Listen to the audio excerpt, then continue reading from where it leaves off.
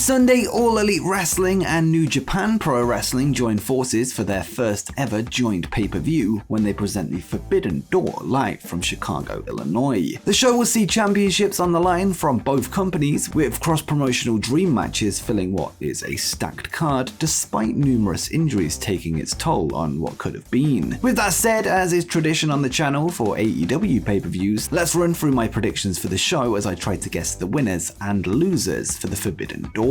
Be sure to get your predictions in the comments down below, and I might even give you a shout out in Monday's video if you get them all right. But first, let's start with the buy-in show, as Max Caster of The Acclaimed will team up with the Ass Boys, the Gun Club, to take on graduates of the New Japan Dojo, Yuya Uemura, Alex Colin, the DKC, and Kevin Knight. We'll keep it short and sweet for the pre-show, and I'll go with a win for perhaps the most well-known of the two groups, with Max Caster and the Gun Club being my prediction for this one. Now let's get to the main show and the first multi-man tag match of the night, with Chris Jericho, Sammy Guevara, and Minoru Suzuki set to battle Eddie Kingston, Wheeler Yuta, and Shota Umino. With the Jericho Appreciation Society set to take on Eddie Kingston and friends in the Blood and Guts match next week, it would make sense for the heels to get the win in this one to build some heat for that, with the babyfaces coming out on top in the big payoff bout. So this means Jericho, Guevara, and Suzuki will score a win over one of Kingston's partners to keep him strong, whilst being on the losing side. Next up, the Young Bucks are set to rejoin the Bullet Club for one night only, as they team with El Phantasmo and Hikuleo to battle Darby Allin, Sting, and LIJ's Shingo Takagi and Hiromu Takahashi, who will be collectively billed as the Dudes with Attitude. And I'm fairly certain that the Bucks' reunion with the Bullet Club is a big enough deal to get them booked as the winners of the match. This also leads to a prediction later on to build towards an AEW-based Bullet Club feud going forward. Now let's get to the first championship match of the night, as FTR will put their ROH World Tag Team titles on the line, with the United Empire putting their IWGP Tag Team belts up for grabs, with Roppongi Vice coming in as challengers. Whoever wins the match will walk away with both belts. Not only are FTR the reigning ROH Tag Champions, but they also hold gold in Lucha Libre AAA, which means they will be triple champions were they victorious. And with that said, FTR are on a roll as of late, at least when it comes to tag team matches, with them having made clear that they want to hold as much gold as possible across the world to solidify their status as the best duo in the business. So for this one, I'm going to assume that their prophecy will come true as they walk away as the IWGP, ROH, as well as AAA champions, holding 3 of the top tag belts in the world. Now we go to another title match where the first ever AEW All Atlantic champion will be crowned. Following a mini tournament to name the 4 men taking part in this match, Pac, Miro, Malachi Black, as well as one New Japan Pro Wrestling star will fight it out to become the first holder of AEW's newest belt. Originally, Tomohiro Ishii was set to represent New Japan, however, in another injury to affect the show, he has been ruled out and replaced by Clark Connors of New Japan Strong. This match may well be the toughest to call, with there being 3 viable contenders for the belt. I think we can rule Connors out for now, with him being no doubt the least known wrestler in the match, and with him being a last minute replacement, it's unlikely AEW would change course last minute, unless perhaps the original plan was for Ishii to win. As for Pac and Malachi, it would be their first ever title in AEW, with Miro being a former TNT champion in the past. Could that potentially rule him out, with AEW set to give the ball to somebody new? It's hard to say, but as a shot in the dark, I'm going to back my fellow countryman Pac for the win, but it could go either way at this point.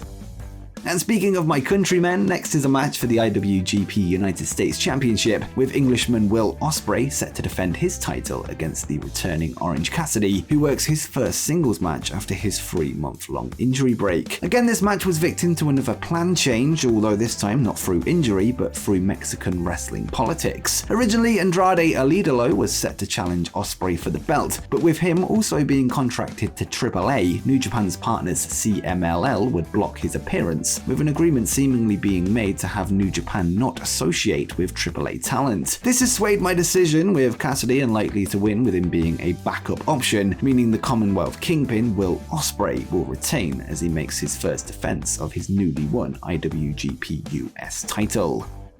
Next, let's look at the next AEW title match, as the Women's World Championship will be defended by Thunder Rosa, who faces the challenge of newcomer Toni Storm in her biggest match to date. Rosa is, as of this recording, 100 days into her current reign, having put the belt on the line 3 times. By the time the pay-per-view comes around, she will have surpassed Nyla Rose's title run in terms of days, with that currently being the shortest completed reign with the belt. Toni Storm is no doubt a legit threat to Rosa, with her having the potential to become a top star of the women's division if she isn't already, and if it was up to me, I'd put the belt on her. With that said, I get the feeling that AEW aren't quite done with Thunder Rosa's reign just yet, so for my prediction, I will go in her favor, although I'd be happy whichever way they go. And speaking of the Forbidden Door, do you want to get your hands on the pay-per-view for just $19.99? Well, you can by using our FITE affiliate link in the description below, and when combined with our NordVPN link, you can even get this discount in the United States. Simply sign up and install NordVPN, switch your location to Lithuania, which is the only one that works, before using our FITE affiliate link to grab the pay-per-view for a mere $19.99 in the States. Remember that Forbidden Door goes down this Sunday on June 26th, live from Chicago, Illinois, and is a must-watch for all pro wrestling fans. Now it's time for the big surprise, as Zack Sabre Jr. of New Japan is scheduled to face a mystery opponent. Another match that has been affected by injury. Sabre Jr.'s original opponent was planned to be Bryan Danielson, with both men being the 2 best technical wrestlers in the world. With Bryan unable to secure clearance for the match, he has instead sought to seek out a replacement, somebody who he has claimed can not only match Zack's technical wizardry, but can also kick ass in next week's Blood and Guts match, another bout that he has been forced to pull out of. So we have to make 2 predictions for this one, with a guess for both the mystery opponent as well as the ultimate winner. Social media speculation has most prominently named Cesaro and Johnny Gargano as the 2 top candidates, both who recently chose to leave WWE after their contracts expired. There are some other candidates, such as Wheeler Yuta, who is part of Bryan's Blackpool Combat Club. However, I think he teased a debut, so it can't be him. The same with Jonathan Gresham, who is the current ROH World Champion, but again, that's not a debut. Maybe it could even be the leader of the Blackpool Combat Club, William Regal, but maybe he's a little bit too old at this point, but it would be pretty cool. That's of course if he was healthy and able to go. I think out of all the available options, as you probably guessed by the thumbnail, I'm not only going to call for a Cesaro debut, but a Cesaro win, as the Swiss Superman is showcased in what will be a unique match. There's nobody quite like Zack Sabre Jr. in the world right now, and this will be a true test of Cesaro's in-ring wherewithal, with his psychology, grappling, and submission game being on full display. I'd love to see Zack score a big win here, but if the opponent is who we think it is, he needs to debut with a win, which is why I'm choosing Cesaro, the newest member of the Blackpool Combat Club. Next, let's get to the men's world title matches. Firstly, with the bout for the IWGP World Heavyweight Championship. Bullet Club leader Jay White finds himself defending his belt against 3 contenders. The man who he beat for the title, Kazuchika Okada, former AEW World Champion Hangman Page, and the men's Owen Hart Cup winner Adam Cole, all battling in a star-studded matchup. Switchblade is just 12 days into his first World Heavyweight title reign, this not including his heavyweight title reign back in 2019, which is technically part of a separate lineage. This does seem to indicate that he will leave with the title, unless his brief reign is to set up a Bullet Club feud with the Undisputed Elite to build towards All Out in September. That said, I do get the feeling White will walk away with the win, followed by a collision between Bullet Club and the Undisputed Elite after the match. This could set up a whose side are they on angle, with the Young Bucks and a returning Kenny Omega helping AEW's growth in Japan. You could also have the Bucks or Omega cost Cole in the match itself, depending on what way you want to book it. But will Omega return at the Forbidden Door itself? It's possible, but this of course depends on his injury status.